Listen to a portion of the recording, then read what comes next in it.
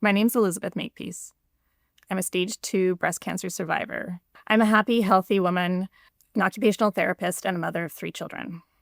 I was diagnosed November 1st, 2003. I had just started a new job and had only been in the position for 4 weeks.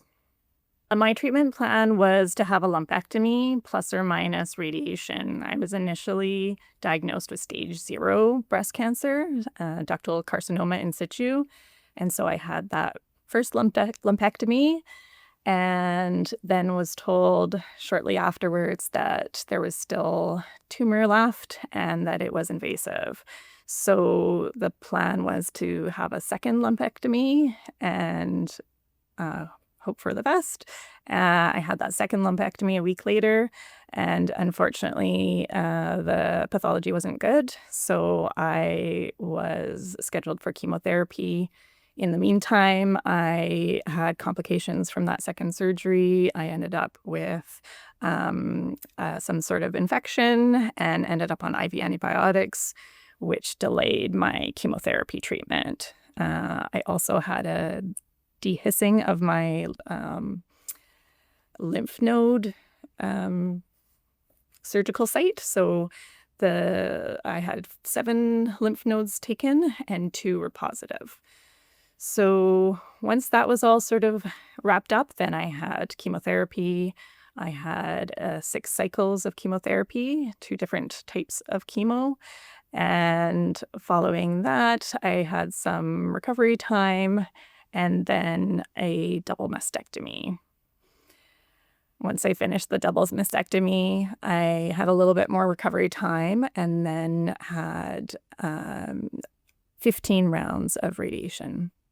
Following radiation, I was put on tamoxifen, and I'm currently on tamoxifen and plan to be on it for 5 years, possibly longer. I think one of my lowest moments was at the beginning of chemotherapy. The second round of chemotherapy, I had an allergic reaction, and my body just sort of went into shutdown. I couldn't really do anything. I couldn't eat. I couldn't go to the bathroom. And so even just sleeping was uncomfortable. I couldn't be a mother. I couldn't be a wife. I couldn't be a friend. It was hard to just even be myself. Even be my sick self, which I knew how to be.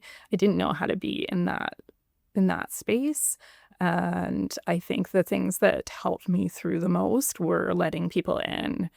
I had a friend who, I hadn't seen for a very long time. She lived in Argentina. She came to stay with us and she took care of my kids. She took them to school. She cooked for us. She made me tea every morning.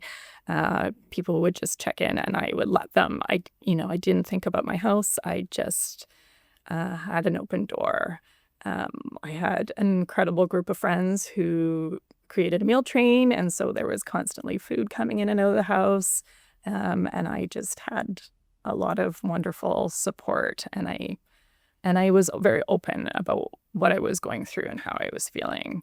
That's also the week that I lost my hair, and so having that friend as well as another friend come to visit and help me sort of process that. I think I had felt like losing my hair was just hair. It would come back. It wasn't going to be a big deal. And I think that seeing myself without hair really reinforced that I was sick and that this was serious. And up to that point, I had sort of just felt like I needed to get through the process and check off the boxes, do the chemo, and everything would be fine. And in that moment, I didn't feel fine.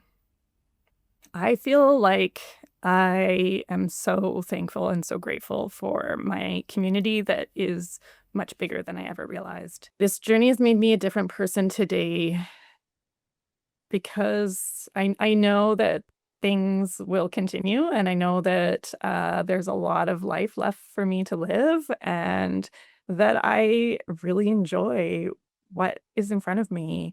I I just see the glimmers in every day-to-day things. I notice the light as it changes in the evening. stop and I think about the smiles that my kids are making or their giggles. And I noticed those things before too, but it's all the more poignant right now. I feel like I took a lot of time to uh, find ways of processing what was happening to me, finding creative outlets. I never thought of myself as a creative person, and I feel like exploring those pieces throughout my treatment was amazingly helpful. Art therapy was an incredible asset to have throughout the process and has helped me notice details and things that I didn't see before, and to sit with those things and explore them. And I did a lot of artwork with my kids, and it was wonderful. We did a lot together to try and process what was going on. My one piece of advice is to reach out to others. If people offer you a friend or a family member or somebody else that they know who's gone through breast cancer, reach out to them. Don't feel awkward about it. They know, they've been there, and it's incredible how they'll be the ones that will remember where you're at and reach out to you at those really poignant times. I was amazed by the network of women that I've never met and have only communicated through text messaging about breast cancer, and it helped me incredibly throughout the process. Fight like hell means to fight to be healthy, fight to live, fight to notice, fight to enjoy and be happy and healthy. Fight like hell.